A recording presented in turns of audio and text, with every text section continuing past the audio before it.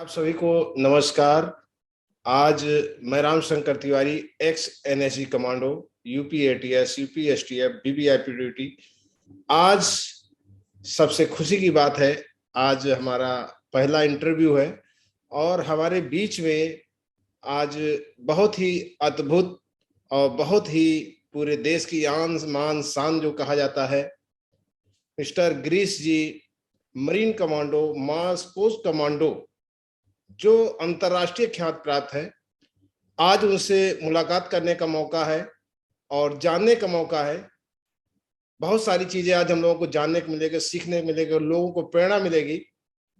तो आगे हम लोग बात करते हैं। जी गिरीश जी, वेलकम है, आपका स्वागत है आज Abhijeet sir. Thank you Ramshankar ji इस अद्भुत इंट्रोडक्शन के लिए।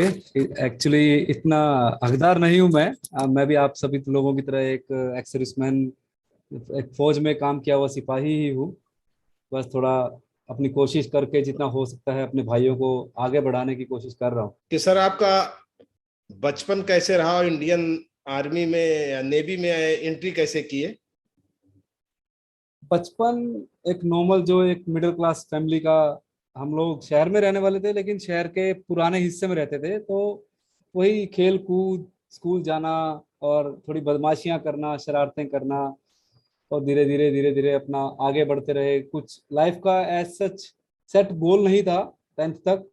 जब जहाँ सब जा रहे हैं तो हम भी जा रहे थे, इंजीनियरिंग कर लेंगे, डॉक्टर बन जाएंगे, वगैरह वगैरह।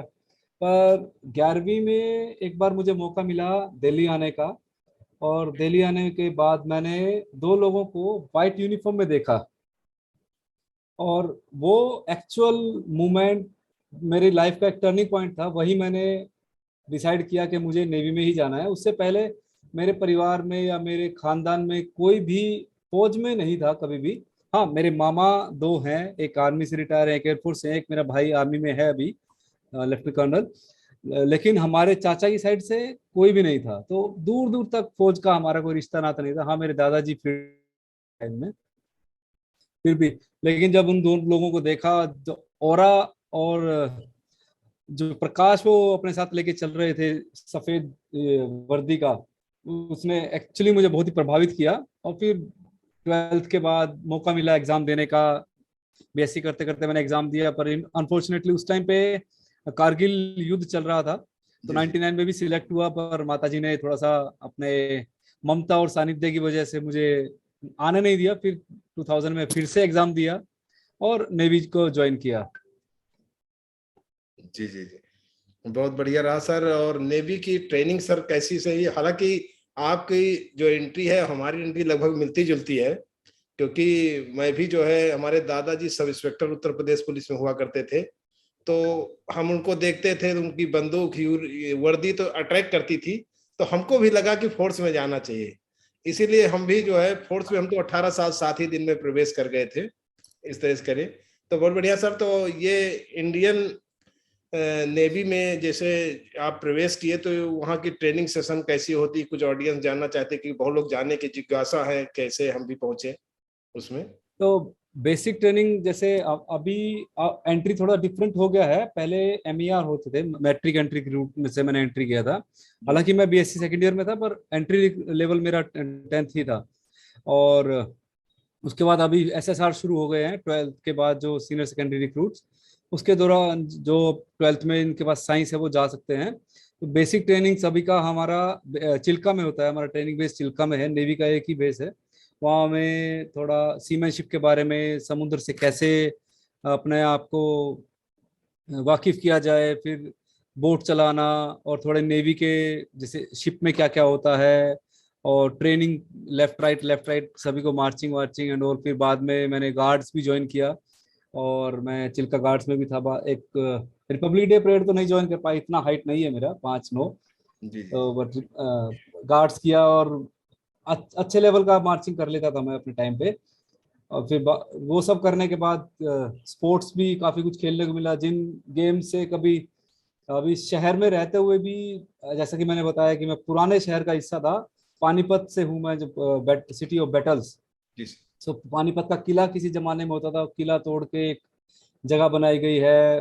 एबिटेन स्टार्ट हुआ, फिर बाद में उस एरिया से मैं बिलोंग करता हूँ। तो बास्केटबॉल कभी देखा नहीं, फुटबॉल तो खेल लेते थे, खैर फुटबॉल क्रिकेट, क्रिकेट तो इंडिया में सब लोग खेलते हैं। जी जी और वॉलीबॉल नहीं देखा। फिर एक्वेटिक्स, स्विमिंग अच्छी थी भगवान की दया से, तो सभी स्पोर्ट्स खेले, क्रिकेट, बैडमिंटन, बास्केटबॉल, वॉलीबॉल, और एक्वेटिक्स में water polo, swimming championship. In fact मुझे नहीं पता था मैं इतना स्विमिंग कर पाऊंगा, पर ट्रेनिंग की वजह से, ट्रेनिंग के दौरान ही हमने 3 किलोमीटर का स्विमिंग किया था। चिल्का से कालीजई आइलैंड है, वहां से चिल्का तक 3 किलोमीटर स्विमिंग। आज भी सोचता हूँ तो, हाँ, कमांडो बनने के बाद बहुत नॉर्मल लगता है 3 किलोमीटर स्विमिंग करना, जी बट जी उस टाइम पे 3 किलोमीटर जब हम लोग ट्रेनिंग कर रहे थे तो सोचते थे यार वहां से इधर आना है मुझे, आ पाऊंगा? पर हो जाता है। सब कुछ, everything in state of mind. सब जी सब लोग कर रहे हैं तो हम लोग भी कर सकते हैं। जी जी और वो सब ट्रेनिंग होने के बाद फिर बाद में हम लोग प्रोफेशनल ट्रेनिंग के लिए गए कोचीन, एविएशन ब्रांच था मेरा। तो प्रोफेशनल ट्रेनिंग में जाने के टाइम पे हमें एक सर मिले जो एसीडी थे, एयर क्रू मैन डाइवर, जिनका काम था सर्च एंड रेस्क्यू करना। तो पानी में डूब रहा है उनको बचाना और इस तरह के सर्च ऑपरेशंस करना। और उनका एक बैज होता है जिसे चिड़िया बोलते हैं हम लोग जी नेवी में। आप पैरा बैज को भी चिड़िया बोलते हैं, हम लोग भी इसको चिड़िया बोलते थे। तभी एक डिसाइड किया था कि एक चिड़िया जरूर लेना है, या तो मार्कोस का या एसीडी का। और फिर basic training, professional training start हुआ कोचिंग में थोड़ा बहुत। और इच्छा तो थी ही, तो अब किस्मत मान लीजिए। वहाँ पे अभिमन्यु, हमारा एक जो मदर बेस है INS अभिमन्यु, जहाँ पे मार्कोस तैयार होते हैं सबसे पहले। जी तो वहाँ से अभिमन्यु से हमारे उस टाइम पे कमांडर देवोपा साहब थे, वो लोग अपनी टीम को लेके आए, उन्होंने डेमोन्स्ट्रेशन किया। तो ऐसे बोलते हैं ना, अंधा क्या मांगे दो आंखें। तो इस तरह से डेमोन्स्ट्रेशन देखने गए हम लोग, और वहीं पे उन्होंने डिसाइड किया कि जो लोग इच्छुक हैं वॉलेंटियर करने का मार्कोस में, आप आ सकते हैं। एक प्रेजेंटेशन दिखाया, मार्कोस के वेपन्स को डेमोन्स्ट्रेट किया उन्होंने, और हमारा एक उधर ही स्क्रीनिंग टेस्ट कर लिया। उस स्क्रीनिंग टेस्ट के बाद बॉम्बे आ गए। बॉम्बे में फिर अपनी ब्रांच का सब कुछ पॉजिटिव वगैरह करने के बाद मुझे अगस्त 2001 में कोर्स ज्वाइन करने का लेटर आया, और फिर मार्कोस कोर्स स्टार्ट हो गया। जी जी। तो ये बेसिक से मार्कोस तक का प्रक्रिया ये है। तो जैसे मार्कोस कमांडो में जब जाने की बात आई, और तो जैसे घर वालों को पता चला होगा, तो जैसे कि घर वालों ने भी कुछ विरोध किया होगा, क्योंकि इसके बारे में काफी लोग जानते भी हैं कि भाई खतरे का काम बहुत जबरदस्त है। भाई नाम तो पूरे इंडिया में अंतर्राष्ट्रीय स्तर पे मार्कोस मरीन कमांडो को नाम है ही है। सब आजकल पूरी पब्लिक जानती है, सब मूवी देखते रहते हैं, हर तरह से सब लोग जानते हैं। लेकिन कुछ लोग जानते होंगे कि लग रहा मूवी में अलग दिखाते हैं, ऐसा होता नहीं होगा, ये ऐसा होगा। तो ऐसे घर का भी विरोध कुछ झेलना पड़ा आपको कि अ, किसी भी? जैसा हम लोग जब ट्रेनिंग कर रहे थे, तो एक कहावत है, मार्कोस इतनी सीक्रेट फोर्स है कि साइड वाले को मालूम ही नहीं पड़ता मैं कमांडो हूँ। जी तो जी आप विश्वास कीजिए, 3 साल तक मेरे घर वालों को मालूम नहीं था कि मैं कमांडो बन चुका हूँ। 3 साल तक। इनफैक्ट मेरी शादी होने के 1 साल तक मेरी बीवी को मालूम नहीं था। ये मालूम था हाँ, क्या नेवी में है, काले कपड़े क्यों पहन के जाते हैं, अरे यार वो थोड़ा साफ सफाई करना पड़ता है इसलिए काले कपड़े पहन के जाते हैं। 1 साल के बाद, इनफैक्ट 2 साल के बाद उन्हें पता चला मैं एक्चुअल क्या काम करता हूँ। 2 साल लग गए। तो इतना सीक्रेटिव है मेरा। घर के तरफ भी आइडेंटिटी कब रिवील हुआ, एक हमारे सर थे। तो जब, जैसे सबको मालूम है, अगर कमांडो खाएगा नहीं तो दौड़ेगा कैसे? कोई भी जाएगा घर तो 5 किलो घी लेके आना है उसको। तो मेरे एक सर थे, उनके घर पे घी डिलीवर करना था, भाई गए तो उन्होंने बता दिया आपका लड़का तो कमांडो है। तो तब सबके फोन आए, अरे क्या कर रहा है ये, वो सब थोड़ा विरोध किया सभी ने। पर एक बार बन गए तो फिर एक जैसे स्पेशली मेरे माता पिता को एक प्राउड वाला फीलिंग आया, हाँ हमारा लड़का नेवी में है और ब्लैक कैट कमांडो के बराबर है और मार्कोस है। तो उनके लिए एक्चुअली प्राउड मोमेंट था। विरोध मेरे घर से मेरे भाइयों ने और मेरे माँ बाप ने कभी नहीं किया। जी जी जी जी। बहुत बड़ा, क्योंकि जो है कमांडोज में जब हम भी एनएसजी में गए थे 1994, हमारा जो है 7 फरवरी से 30 अप्रैल तक था, 84 दिन का कोर्स। तो उस समय भी अभी हमारी शादी हो गई थी, लेकिन अभी होके चले गए थे, लेकिन अभी मतलब जैसे मतलब विदाई नहीं हुई थी वाइफ की।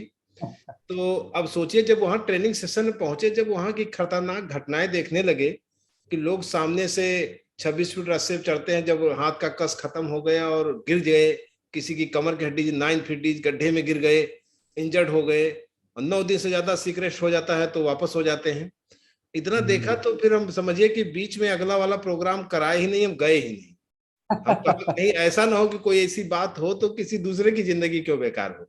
मतलब सही यहाँ है। तक इतना मतलब खतरनाक महसूस होता है। जैसे आप इसमें जब आप रहे होंगे काफी, जो भी समय आपका अंतराल रहा है मेन कमांडो में, तो कोई यादगार कोई घटना हो कि जो, एक दो घटनाएं हो कि जो छू रही हो दिल को आज भी, सनसनीखेज जैसे हमारे साथ भी थी, कि वो कभी भूल ही नहीं सकते हैं कि आर पार था उसमें, बिल्कुल एकदम बच बच के निकले जैसे। जी सर। बहुत सारी घटनाएं हुई आर पार वाली। जैसे 2 बार कश्मीर में रहा मैं, 2004 और 2007 में। तो कश्मीर तो आपको मालूम है, लाइक हमारे लिए मार्कोस में हम लोग बोलते हैं ये हमारा जो सिखलाई है उसका, सिखलाई को यूज करने का एक मौका हमें एक्चुअली रियल टाइम ऑपरेशन में ही मिलता है। तो 2 बार कश्मीर में गए तो आपको नहीं पता कि गोली किस किस तरफ से और कहाँ से आएगी, आपको कभी नहीं मालूम पड़ेगा। बल्कि आपका ट्रिगर ट्रिगर पे उंगली रहेगी, सेफ्टी कैच भी आपका ऑन में रहेगा। रात में जब आप ऑपरेशन कर रहे हैं तो आपको इतना विजिलेंट और इतना अटेंटिव रहना पड़ेगा कि आप ऐसा ना हो कि आवाज आए और आपने ट्रिगर दबा दिया। तो इतना भी कंट्रोल सिखाया गया हमें। बहुत सारी घटनाएं हुई। कश्मीर में भी एक बार एज ए मिलिटेंट, दो एक बार नहीं, पूरा ऑपरेशन वो पूरा टेन्योर ही हमारा एज ए मिलिटेंट बन के निकला। हम खुद एज ए मिलिटेंट ऑपरेटिव जाते थे, थोड़ा इन्फॉर्मेशन लेके आते थे टीम के लिए। जी वो भी किया। फिर 1.5-2 साल में इंटेलिजेंस में भी रहा, नेवल इंटेलिजेंस में अपना खुद का आइडेंटिटी हमने क्रिएट किया कि कैसे आप अगर अपने दुश्मन देश में जाना पड़ेगा तो आप अपने को कैसे बचा सकते हैं, उनके बीच में आप अपने आप कैसे रह सकते हैं। ये सब भी सीखा, अप्लाई भी किया हमने कश्मीर में उस चीज को। और एंटी पायरेसी ऑपरेशंस में भी गए, और इसमें अपना रामेश्वरम में जो अपना ओपताशा उसमें भी गए, काफी कुछ सीखा। बट मेरा जिंदगी का सबसे यादगार जो लम्हा था, लड़ाई के तौर पर नहीं, क्योंकि वो तो सबको मालूम है कि फौजी के लिए लड़ाई तो पार्ट एंड पार्सल है। जिंदगी जीने का एक तरीका है। जैसे हम लोग मार्कोस में बोलते हैं, we kill by choice, we kill by choice and live by profession, something like that. तो ऐसा एक जज्बा था। पर मेरे लिए सबसे अच्छा मौका आया जब मैं ट्रेनिंग में गया एज ए ट्रेनर 2010 में। तो एज ए ट्रेनर जब हम लोग गए तो एक हमारा क्रॉस इंटरेक्शन कैंप हुआ था इसराइलीज के साथ। तो इसराइली आए थे अपने नए नए हथियार लेके, टैबोर, गलील, वो सब वो लोग लेके आए। उन्होंने हमें सिखाना शुरू किया। अब 2 वीक का कोर्स में एज ए ट्रेनर गया। जितना हो सका मैंने उनसे क्वेश्चंस पूछे। और बाद में एक टाइम ऐसा आ गया 10 दिन के बाद, तो यार आप नहीं पूछोगे क्वेश्चन, बाकी सब पूछ सकते हैं। ये लेवल आ गया था। इवन जी आई प्रूव देम रॉन्ग। वो उन्होंने बोला कि आपका अगर बुलेट, बरसात होगा तो बुलेट नीचे जाएगा, और एयर डेंसिटी बढ़ेगा तो बुलेट ऊपर जाएगा, वो पॉसिबल ही नहीं है। टेम्परेचर बढ़ेगा तो बुलेट नीचे जाएगा, वो भी पॉसिबल नहीं है। तो उनको मैंने प्रूव किया बाद में, चलो जो भी था। और जब 15 दिन के बाद एक्चुअल टेस्ट हुआ, आप जैसे सभी को मालूम है हिंदुस्तान में हम लोग क्या करते हैं फायरिंग के टाइम पे, लेइंग पोजीशन, अपना कंधा, अपना ये राइट पैर पूरा बंदूक की सिधाई में रहता है। लेकिन इसराइली क्या कर रहे थे, वो ऐसे 90 डिग्री पे रख के फायर कर रहे थे, ऐसे।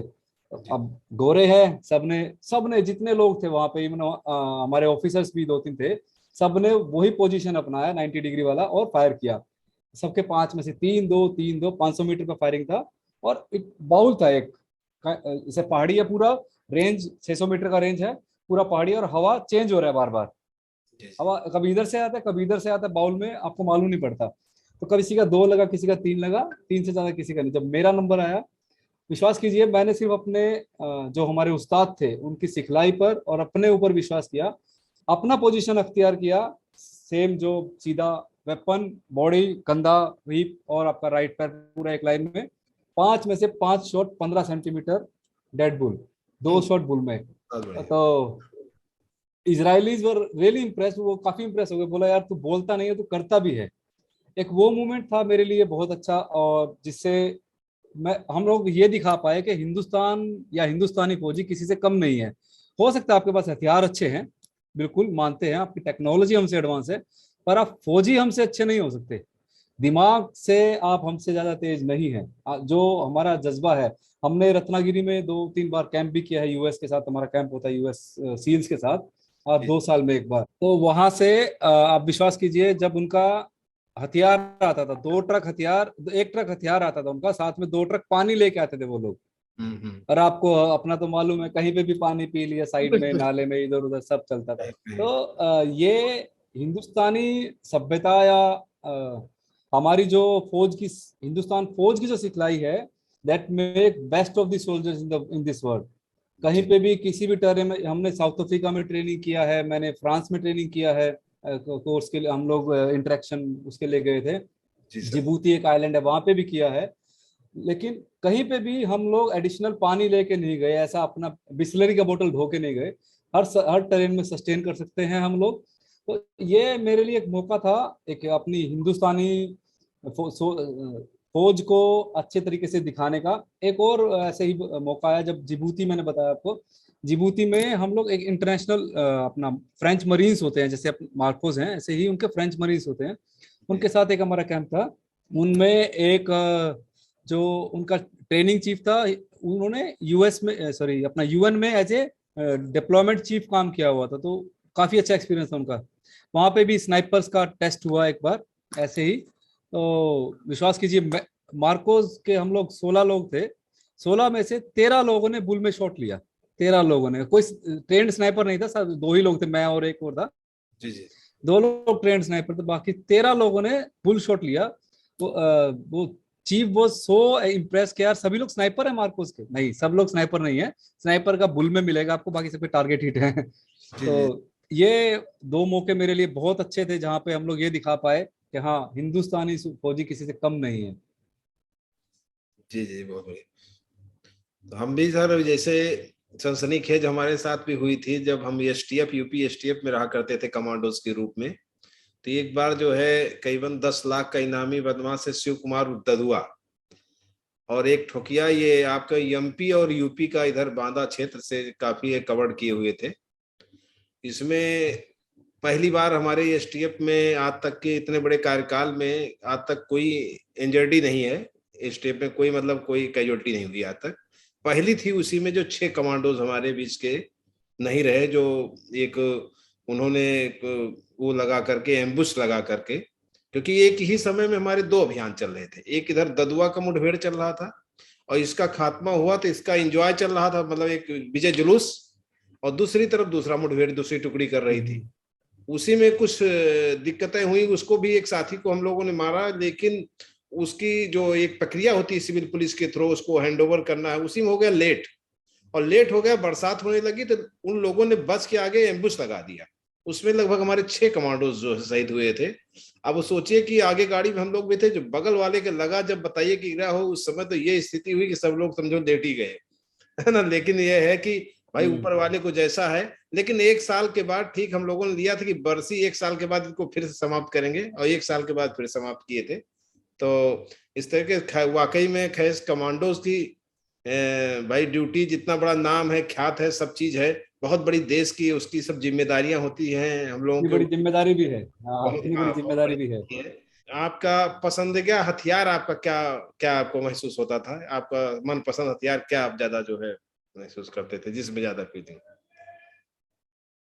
पसंदीदा हथियार, जैसे आपको सभी को मालूम है, मार्कोस एक छोटी टुकड़ी में ऑपरेट करते हैं हमेशा। 8 हमारा स्टैंडर्ड स्ट्रेंथ है, और एक एक मार्कोस कम से कम 2 2 3 3 ट्रेड्स में क्वालिफाई होता है, कम से कम। जी जी कोई कम्युनिकेशन स्पेशलिस्ट रहेगा, कोई डेमोलिशन एक्सपर्ट रहेगा, कोई असॉल्ट वेपन एक्सपर्ट रहेगा, कोई प्लाटून वेपन एक्सपर्ट रहेगा। और मेरा स्पेशलाइजेशन था, मैं स्नाइपर था, और unarmoured combat like black belt भी था मैं।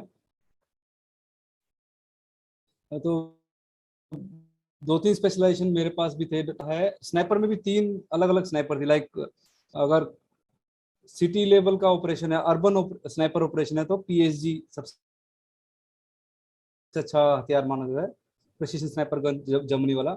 और अगर लॉन्ग रेंज वेपन है, बहुत ही ज्यादा, स्पेशली सी वॉरफेयर है अगर, तो ड्रैगनो बहुत अच्छा हथियार माना गया है, उसका रेंज काफी ज्यादा है। पर जी मुझे सबसे अच्छा हथियार लगा गलील, जी जी जो इजरायली स्नाइपर राइफल है। और गलील से उसका जो बुलेट डिजाइन है, bullet is design for 800 metres. लेकिन जो हमारे उस्ताद की सिखलाई, आज हमारे उस्ताद आज जिन्होंने मुझे सिखाया स्नाइपर कोर्स में, आज वो तहसीलदार है राजस्थान में, एक अच्छे रुतबे पर हैं, हिम्मत सिंह। तो उनकी सिखलाई को यूज करते हुए हम मैं 800 मीटर वाली बुलेट को 900 मीटर पे मार पाया, जो आज तक किसने, उसके बाद आज तक रिकॉर्ड वो ब्रेक नहीं हुआ। वो वाह। बुलेट को इनफैक्ट इजरायली भी बोलते हैं कि डिजाइन 800 है तो 800 ही जा सकती है, पर जब हम अपनी सिखलाई यूज करते हैं, आपने वो शायद केसरी मूवी देखा होगा, केसरी में जी बोलते हैं कि ये इस गोली की मार इतनी दूर आएगी नहीं, आ सकती है लेकिन, क्योंकि अगर पीछे की हवा हो तो जी पीछे जी। से पुश मिलेगा तो गोली आगे जाएगी। तो वो सिखलाई हमने यूज किया। मेरा पसंदीदा हथियार हमेशा प्रोफेशन वाइज, स्पेशलाइजेशन वाइज ये रहा है गलील। और AK-47 तो हमारे लिए हमारा kind of part and AK-47 तो ऐसा था। आपके यहाँ से जैसे हर जगह देखते हैं कि आपके यहाँ से भी क्या वीवीआईपी विशेष ड्यूटियों में क्या लगाया जाता है? आपके यहाँ से भी है जैसे बहुत जगहों से, एनएसजी से, हर जगह से? नहीं देखिए, Marcos as per charter of duty, आज हम लोग इंटरनल अफेयर्स के लिए नहीं है एक्चुअली। इंटरनल अफेयर्स के लिए मिनिस्ट्री ऑफ होम अफेयर्स है, जिनके तहत एनएसजी आता है। अगर अंदर कुछ होगा तो एनएसजी ही ऑपरेट करेगी उस चीज को। हमारा काम क्या बोलते हैं, बिहाइंड एनिमी लाइंस, हमारा काम वहाँ है। अब ताज ऑपरेशन में भी देखिए आप, जब जब तक एनएसजी नहीं आई तब तक मार्कोस वहाँ पे थे, उन्होंने होल्ड किया। जैसे ही एनएसजी आई, हैंड ओवर हो गया। तो वीआईपी ड्यूटीज में एक्सेप्ट हमारे सीएनएस जो चीफ ऑफ नेवल स्टाफ है, उनकी प्रोटेक्शन के अलावा, या अगर कोई डेलीगेशन विजिट है नेवी के एरिया में, तभी जी वीआईपी ड्यूटीज में जाते हैं, अदरवाइज कोई इन्वॉल्वमेंट ऐसा नहीं है हमारा। जी जी जी। तो बहुत बढ़िया। तो सर, और कोई कोई ऐसी विशेष आपको यादगार कोई ऐसी कहानी कुछ बताना चाहें जनता को? इंटेलिजेंस में बहुत से ऑपरेशंस किए, जब चलिए। जहाँ पे जहाँ जाते थे अपनी आइडेंटिटी को छुपाकर, और उनकी तरह से उनके बीच में रहना बहुत बड़ा चैलेंज था। शुरू शुरू में काफी डर लगा, क्योंकि हमारे आई कार्ड भी जमा हो गए थे और मूवमेंट ऑर्डर साथ में लेके चलते थे अगर पकड़े गए तो आउट ऐसा। जी लेकिन जो हमारा सिखलाई को यूज करके हमारा जो ग्रुप था बहुत ही अच्छा था, उनके साथ रहकर अपने आप को इस काबिल बना पाए। और आज आज जहाँ भी हूँ कॉर्पोरेट में 7 साल से अच्छे पोजीशन पर हूँ, भगवान की दया है और फैमिली का साथ है मेरी। तो वही सब यूज करके जो आज जैसे भी कॉन्फिडेंस है, जितना भी कॉन्फिडेंस है जहां भी है, वो फौज की वजह से ही है। फौज ने एक उद्दंड बालक को एक अच्छा मजा हुआ इंसान बनाया, और उस मजे हुए इंसान से अभी जितना हो सकता है कोशिश कर रहे हैं अपने फौजी भाइयों की, स्पेशली जो रिटायर हो रहे हैं। क्योंकि फौजियों के पास क्या टैलेंट है वो फौजी को भी नहीं मालूम, सब हनुमान जी ही हैं। जब तक याद नहीं दिलाएंगे आपको मालूम नहीं पड़ेगा कि आपके अंदर टैलेंट कितना है। बिल्कुल तो बिल्कुल। इतना टैलेंट है, इतनी कैपेसिटी है, लेकिन उसको अच्छी तरह से यूज नहीं कर पाते। सबको मालूम है क्या करना है, सबको जी मालूम है कि अच्छी नौकरी पकड़नी है, या अच्छी जॉब लेनी है, सरकारी जो नौकरी ले लो, या आप प्राइवेट में आ जाओ कहीं भी। लेकिन कैसे करना है वो थोड़ा सा मुश्किल काम है। तो मेरा मिशन, लगा लीजिए, मेरे लिए मेरी जिंदगी का एक मिशन है कि मैं अपने फौजी भाइयों के लिए वो रास्ता तैयार कर सकूं, या वो जरिए तैयार कर सकूं, जिनके सहारे वो अपने एक डिजर्व्ड पोजीशन पर पहुंच सके। जैसे अगर आप मान लीजिए कोई एनएसजी कमांडो है जो, और 20 साल नौकरी करके आए, 21 साल करके आए, जेसीओ रिटायर हैं वो, तो जेसीओ लेवल या एक सूबेदार मेजर, अब आपको मालूम होगा कि यूनिट में एक सीओ और एक सूबेदार मेजर होता है, बाकी सब दो दो तीन हो सकते हैं। जी वो जी। सूबेदार मेजर जो पूरी प्लाटून बटालियन चला लेता है, पार आने के बाद उसको उसकी कैपेसिटी या उसके पोटेंशियल के हिसाब से नौकरी नहीं मिलती। एक इंडिया में ये थॉट क्या है, एक्स सर्विस मैंने सिक्योरिटी में खड़ा कर दो, आप सिक्योरिटी सुपरवाइजर बना दो। अरे सुपरवाइजर तो 4 क्लास पढ़ के कोई भी बन सकता है, आप उनके पोटेंशियल को उनके तरीके से यूज नहीं कर रहे हैं। तो मेरा मिशन यही है कि मैं उन सभी भाइयों को वो सही रास्ता दिखा सकूं, जो उनको उनके डिजर्व पोजीशन तक पहुंचा सके, जो वो डिजर्व करते हैं, उनके उस इज्जतदार मकाम तक पहुंचा सके। तो आप सभी जितने भी लोग ये चैनल देख रहे हैं, बात सुन रहे हैं मेरी, सभी से रिक्वेस्ट है कि मेरा चैनल है सेक्रेड सोल्जर्स, यूट्यूब पे मेरा अपना खुद का चैनल है, जिसमें मैं तो कोशिश करता हूँ लोगों को बताने की, स्पेशली अपने फौजी भाइयों को ये बताने की कि कैसे आप अपनी जिंदगी में, अपने करियर में आगे बढ़ सकते हैं। किन किन छोटी छोटी चीजों का ध्यान आपको देना है और उन छोटी चीजों पर ध्यान देकर आप अपने करियर में अपने काम को कैसे अच्छा कर सकते हैं, अपने आप को कैसे बेहतर साबित कर सकते हैं। तो आप सभी के लिए यही संदेश है। और जितने भी लोग हैं, जो लोग मे बी सिविल डोमेन से होंगे या फौजी नहीं होंगे, उन सभी से भी एक ही गुजारिश है कि आप जितना हो सके फौजियों को मौका दें। उन्होंने, हमने सबने अपनी जिंदगी के 15, 20, 25 कीमती साल दिए हैं देश की रक्षा के लिए। उसका मैं ये नहीं बोल रहा हूँ कि आप हमें उसका वो रिटर्न दें, नहीं, जो हमने सीखा है उस सिखलाई को यूज करने का मौका दें। मेरा बस एक ही रिक्वेस्ट है सभी से। तो बाकी देखते हैं, कोशिश कोशिश कीजिए आप जितना हो सके आप सभी को चैनल को सब्सक्राइब करें, चैनल को फैलाएं। कि तमाम आजकल की नई पीढ़ी जो है, नई युवा बहुत निकल के आ रही है और बहुत जोर शोर से, बहुत उमंग है। तो कुछ नवयुवक के लिए भी कुछ एक मिनट में कोई ऐसी प्रेरणा देना चाहे जिससे वो भी काफी जो है, क्योंकि बहुत तेजी से लोग आ रहे हैं, सब संपर्क कर रहे हैं कि हमको इसमें जाना है, ऐसे करना है। काफी जोश है, काफी उमंग है। थोड़ा नवयुवक के लिए कुछ। देश के युवाओं से एक ही बात कहना चाहूंगा जो मैं हमेशा बोलता हूँ कि आप, हमें मौका मिला देश की सेवा करने का, हम फौज में जा सके और हम लोग कुछ खुशकिस्मत लोग थे जो फौज में गए, हमने देश की सेवा की। लेकिन सब लोग अपने अपनी कैपेसिटी में, अपने अपनी जगह पर देश की सेवा कर सकते हैं अगर वो सब ईमानदारी से और देश को पहले रखकर सोचकर काम करेंगे। तो लाइक डॉक्टर अपना काम अच्छे से करे, आप अगर इंजीनियर है तो इंजीनियरिंग अच्छे से करें, कुछ भी जो काम कर रहे हैं आप अच्छे से करें और सच्ची और ईमानदारी से करें। देखिए, कोई भी आपसे रिश्वत नहीं ले सकता अगर आप नहीं देंगे तो, ठीक है। सबसे इंपॉर्टेंट क्या है, आप अगर कन्वीनियंस के रास्ते पे जाएंगे, मुझे अपने 10 दिन के काम को एक दिन में करना है, तो आपको कुछ ना कुछ देना पड़ेगा। पर अगर आपके अंदर वो पेशेंस है, 10 दिन आप भागदौड़ कीजिए, 9 दिन भागदौड़ कीजिए, 10 दिन काम हो जाएगा। तो आप अगर वो ईमानदारी से काम करेंगे तो आपको किसी को रिश्वत देने की जरूरत नहीं पड़ेगी और अपने काम को अच्छे से कीजिए, सच्चाई के साथ कीजिए। जहां भी है, जिस भी डोमेन में है, इंजीनियरिंग में, सिविल में डॉक्टर हैं, इंजीनियर हैं, या आप किसान हैं, या आप बस चला रहे हैं, कुछ भी कर रहे हैं, इवन अगर आप मुझे बोलेंगे मैं अपने कॉर्पोरेट जॉब में भी हूं तो भी मैं देश की सेवा कर रहा हूं, क्योंकि देश मेरे लिए सबसे पहले है। जो भी काम है देश के लिए है। कहीं भी मुझे मौका मिलता है अपने देश का नाम ऊंचा करने से, मैं कभी पीछे नहीं हटता। तो आप भी जहां भी हैं ऐसा ही कीजिए, मेरी यही रिक्वेस्ट है सभी से, सभी युवाओं से। बहुत बहुत थैंक यू सर। आज हम दोनों लोग आपस में बात हुई है और हमें भी बहुत खुशी की बात हुई है कि आपसे आज मुलाकात करके, बातचीत करके, और काफी ऑडियंस ऑडियंस जो है सुन रही है हम लोगों को। तो बहुत ही आज से शिक्षा लिया होगा। तो सर बहुत बहुत बधाई, thank you. Thank you sir.